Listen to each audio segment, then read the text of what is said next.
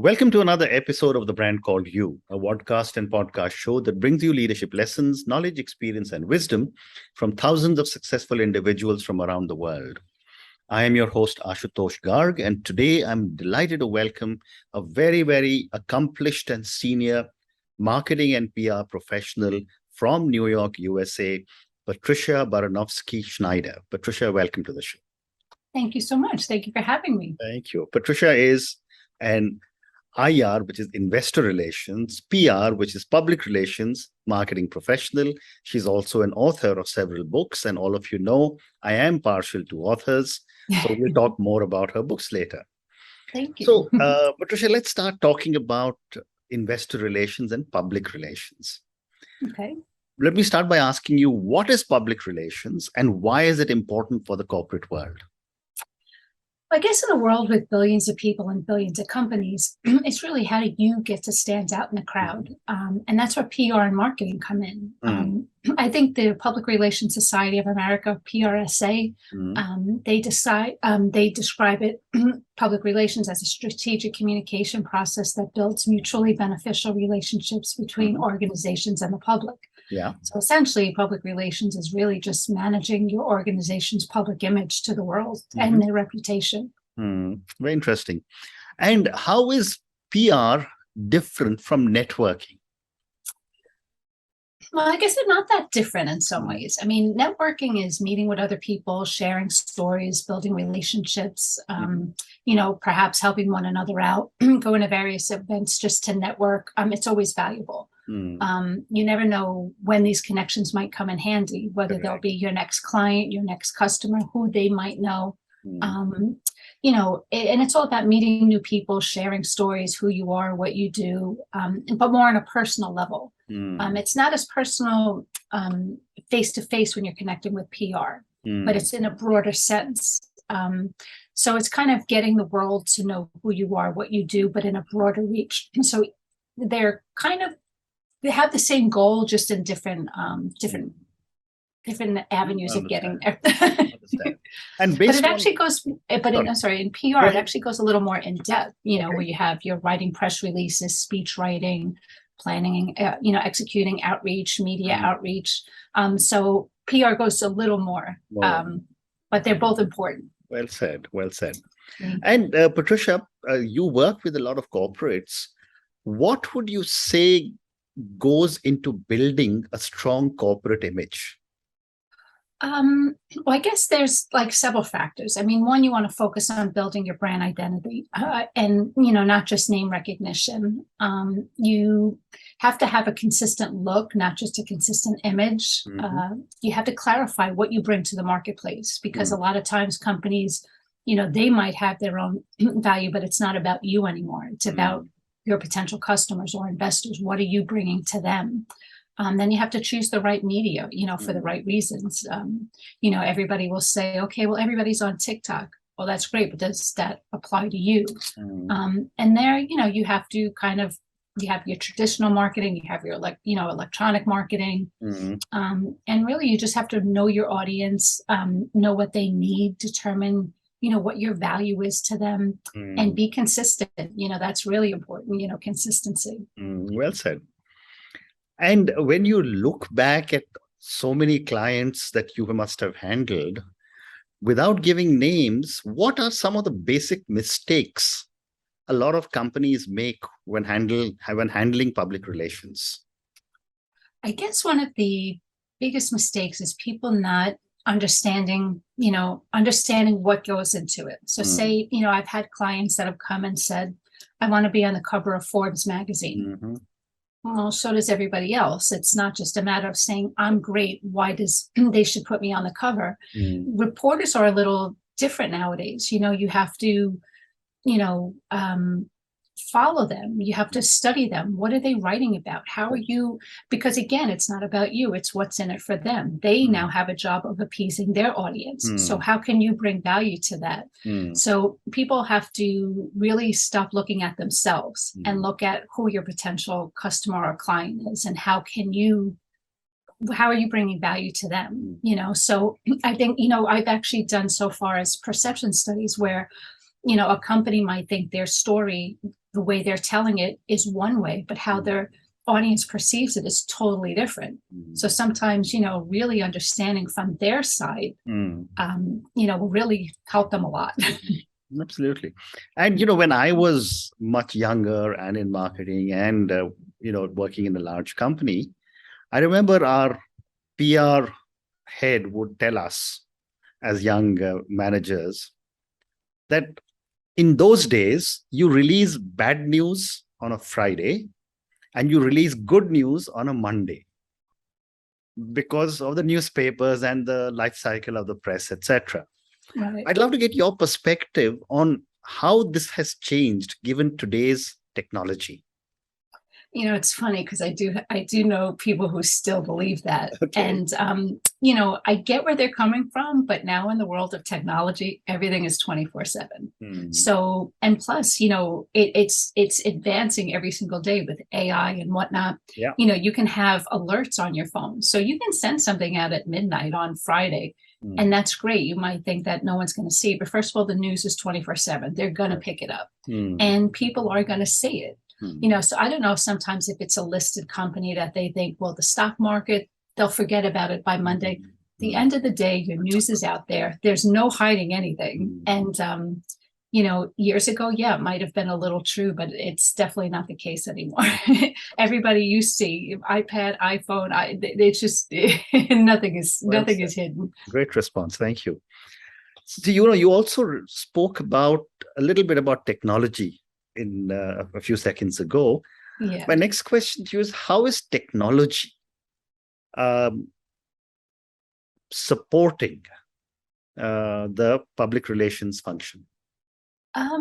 It's for me, it's definitely made life a lot easier. There's nothing, there's pros and cons to it, but I'd say more pros to it. It's made life a lot easier.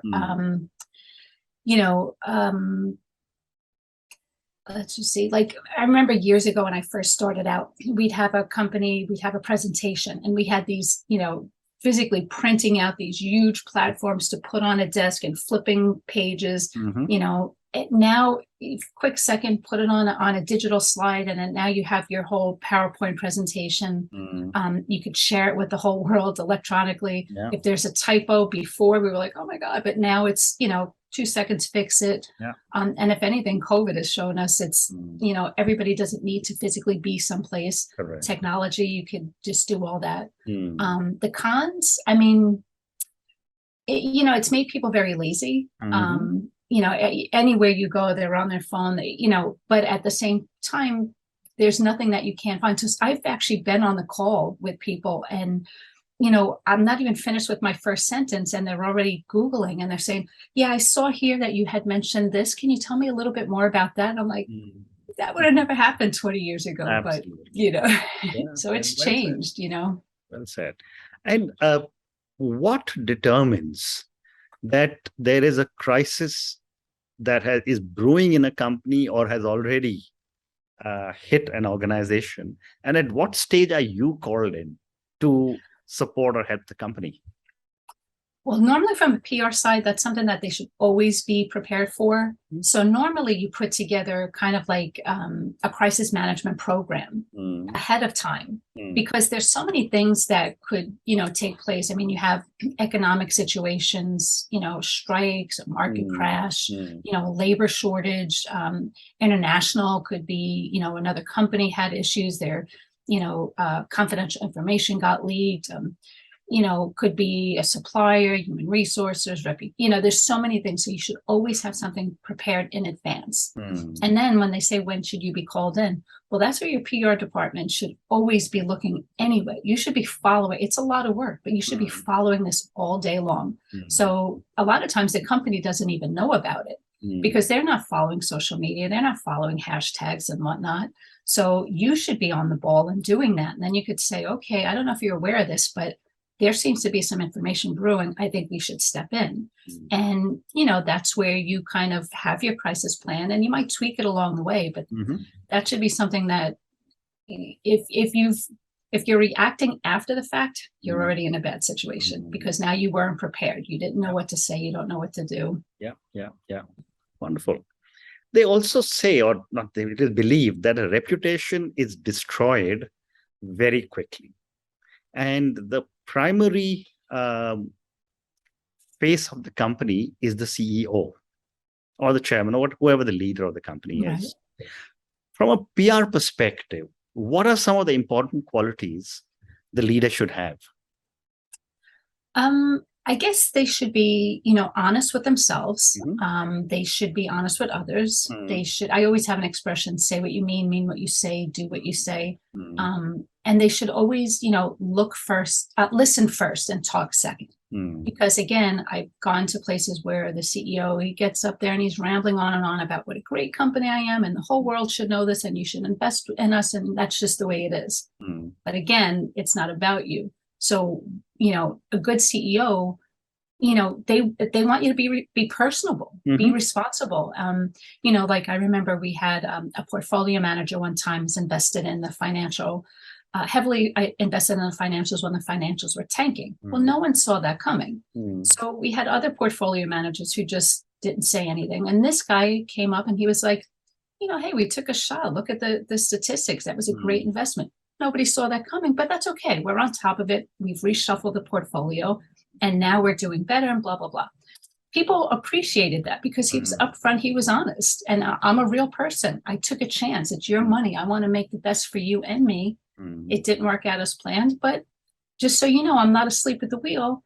I'm on top of this, so, that made him like a really, I admired him for that. I thought he was doing a great job. And it didn't take long to fix the reputation because they were like, wow, he was on top of that. And he communicated to that. That's us. He didn't hide it,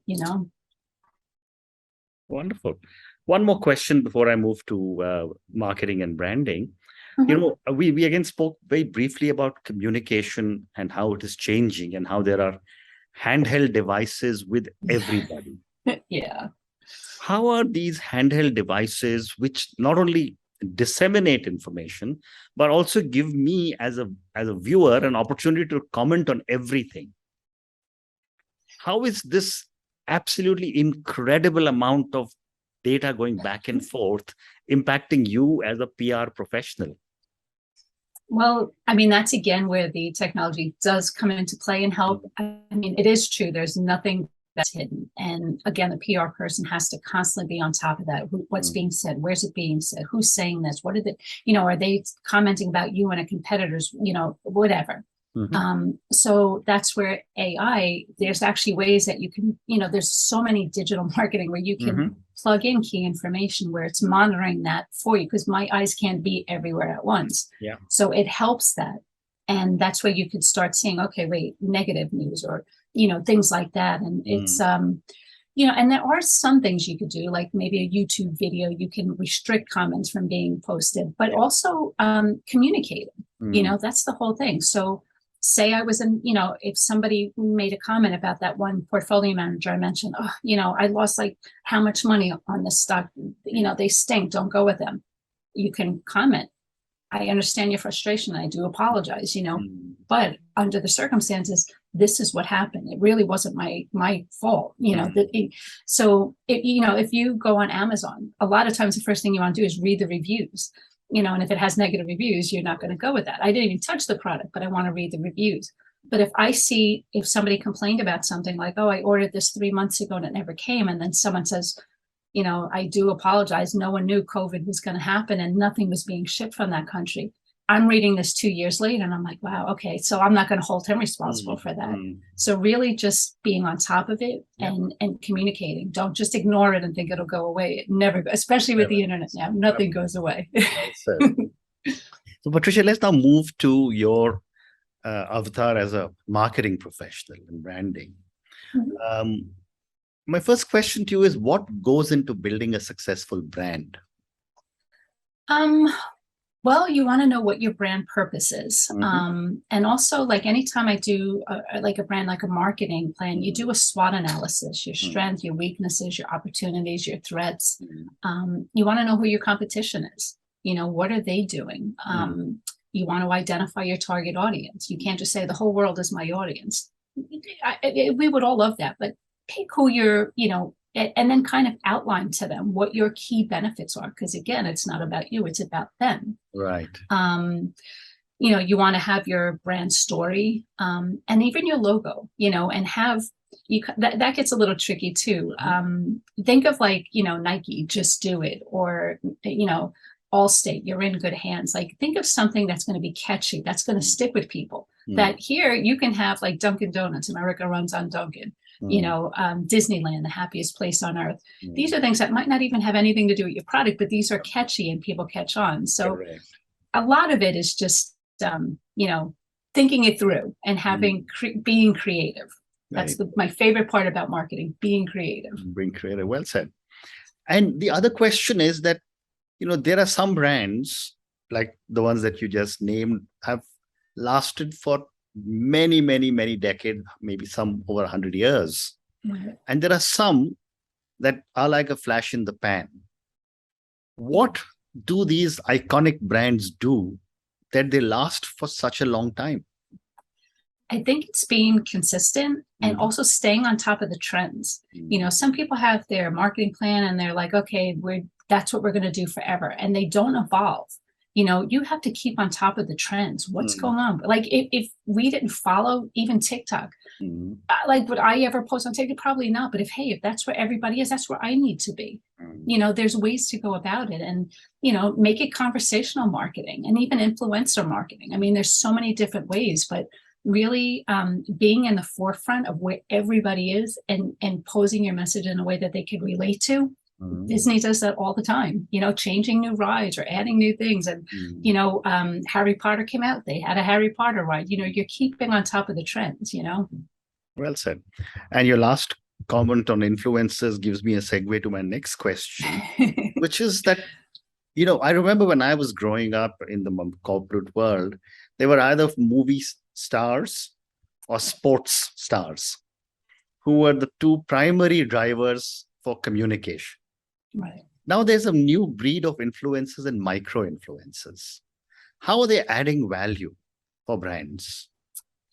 Well, it gets a little tricky because they're everywhere. And to be honest, when I see them, sometimes I'm always like, really, they've got millions of views on YouTube or on TikTok or whatever the case may be. And would I buy the value? Probably not. But, it's, again, they're doing exactly what we say everybody else should be doing. They're on top of the trends. They're on top of every type of new marketing. And they're really so persistent, and they're giving people what they want. And now people love it. And then there's somebody on Instagram who posts these funny videos every day. It's like less than 60 seconds, but I subscribe to this because he makes me laugh for 60 seconds. He's not selling anything, but he's doing exactly what you should be doing, following the trends, seeing what's new out there. How is everybody else doing? That's one of the things that I always do is, even from my position, I'll see what's, I don't want to get complacent in my job. If I see other other PR positions, what they require, well, why do you require that? Is that a skill I have? If not, I need to learn that, because now I could bring that to the table for my clients. And, everything is changing, and you just can't be complacent. Wonderful. So now let's move to your books, Patricia. Okay. Just before we started recording, you were showing me your newest book. So let's start with your newest book, which you said is, as we speak, going into print. Yes. Life's obstacles can be your biggest motivators. And that basically talks, one thing I always love when people, they say, don't judge a book by its cover. They see me and they say, oh, she's always had it handed to her. Life is great. You have no idea what I've gone through. So this pretty much is a good motivation for people. Anybody dealing with a lot of struggles, a lot of issues, don't give up. Quitting is not my vocabulary. I raised 2 kids as a single mom, no money, almost homeless at one point, almost died in an accident. Wow. But you just keep pushing through, and, it'll happen, but you have to have faith in yourself, and don't, especially with now, you can't listen to everybody else. You have to believe in yourself. And, so I'm hoping that if people see that they're not the only ones who deal with a lot, I've dealt with it too. And you just have to keep pushing forward. So, yeah. Can you just hold up the book again? Sure. For a minute? Yeah. And the title is Life's obstacles can be your biggest motivators. Life's obstacles can be your biggest motivators. And this will be available on Amazon? Yes. Okay. So I'm asking all our viewers and listeners to check out Patricia's book. Yes. Go and check it out. Yeah. And then as far as work one, I did work one also. Okay. My Real Investor Relations, Public Relations book. Wow. Just give people tidbits on little, says to help you get started fast. Wonderful. Yeah. Wonderful. Thank you. Patricia, my last question to you, and this is for the many, many people who listen to our conversation. Based on your amazing journey, your life experiences, in investor relations, public relations, marketing, branding, what would you say are 3 lessons you would want our viewers and listeners to take away from your journey and our conversation? I would say never stop learning. Okay. I am constantly taking courses, going to events, learning as much as I possibly can to be the best that I can. And I'd say don't be afraid to try new things. I mean, the world is changing, especially technology. You can't just sit back and say, "Oh, I don't like technology." That's too bad. Try it. What's the worst that could happen? Yeah. And I say, always interact with people smarter than you. Some people, like I was doing this networking thing at one point, and a lot of people that I networked with were people in the same industry. And some people I knew were like, "Why would you do that? You should network with potential clients." Because I want to learn from them and maybe I can help them. So sometimes maybe they were PR for healthcare and I was PR for something different. So they might say, "Well, I struggle with this." Well, hey, did you try this? You help each other out. So, it's what I say, don't be afraid to network with people smarter than you in the same niche as you, but never, ever, number one, don't stop learning. Because if so, you're going to be left behind. Wow. And on that note, Patricia, and your 3 lessons: never stop learning, don't be afraid to try new things, and always deal with people smarter than you. People also say always hire people smarter than you. Yes. Thank you so much for speaking to me. Thank you for speaking to me about your journey as an IR PR professional. Thank you for speaking to me about branding. All the very best for your new book. Thank you for speaking to me again, and good luck. Thank you so much. Thank you for listening to The Brand Called You videocast and podcast, a platform that brings you knowledge, experience, and wisdom of hundreds of successful individuals from around the world. Do visit our website www.tbcy.in to watch and listen to the stories of many more individuals. You can also follow us on YouTube, Facebook, Instagram, and Twitter. Just search for The Brand Called You.